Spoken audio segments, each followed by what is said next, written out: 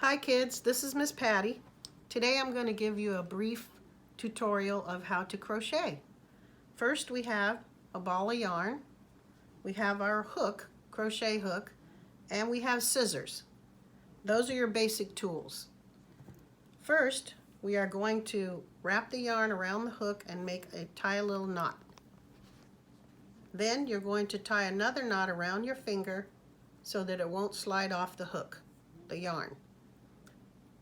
We are going to wrap the yarn over and pull it through that little hole, that little chain. This is called the chain stitch, which is the beginning of all things crochet. We are going to wrap over the hook and pull it through. You can go very slowly if you want so that you know what you're doing. Don't make it too tight, just pull it easily through. Wrap over, pull through. Make this kind of as long as you want to make it, but I would suggest about 15 stitches. Then, when you get to the end of your row, I will show you the next stitch, which is called the single crochet. I think this is probably it. Okay, so you have your yarn. You have a little length of yarn, chain stitches. You're going to take and go into this loop. You can see a hole. Each stitch has a hole in it. You wrap it over, pull up the yarn. You're going to have 2 loops on the hook. You are going to wrap over again and pull through both of these loops. That makes a single crochet. Then you go to the next loop, wrap it over again, pull it up, wrap it over, and pull through 1, 2. You do this all the way through the row. I will go slow again.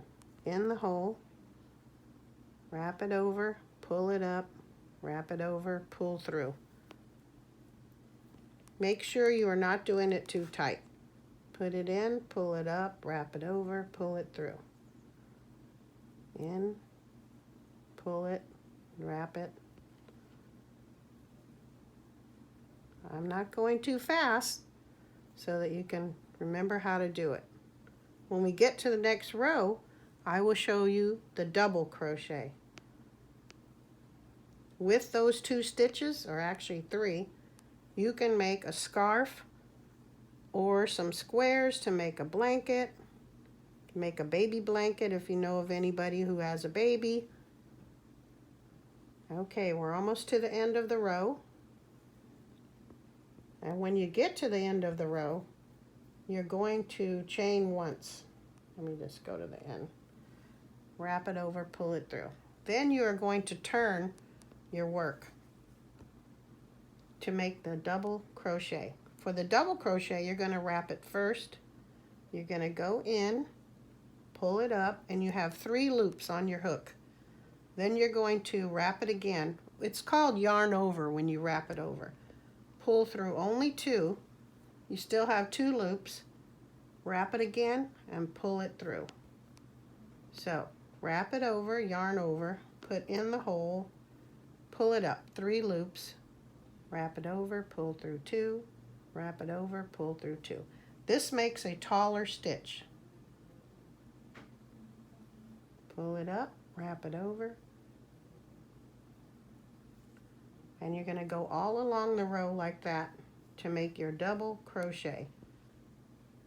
Wrap over, pull through.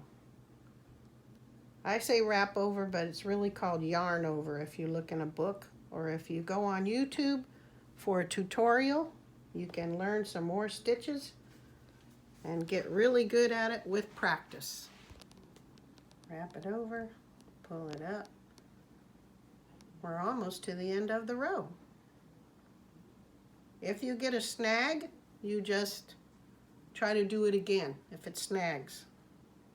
Sometimes the yarn does get a little bit of a snag. See, these look really pretty because they're taller, and it gives you a chance to learn how to make other things. I won't teach you today about how to make a circle, but maybe in the next video we'll work on circles so you can make a hat. or a pillow. Okay, we're almost to the end. Then I will tell you about the size of hooks and the type of yarn. All right, when you get to the end of a row, you always chain one. All right, now, the hook you use, usually I use a G or a H, a medium-sized hook. If you get too skinny of a hook, you would want to use string, but that's a little bit more complicated. A fatter hook will give you a larger looking piece of work. It'll be fatter.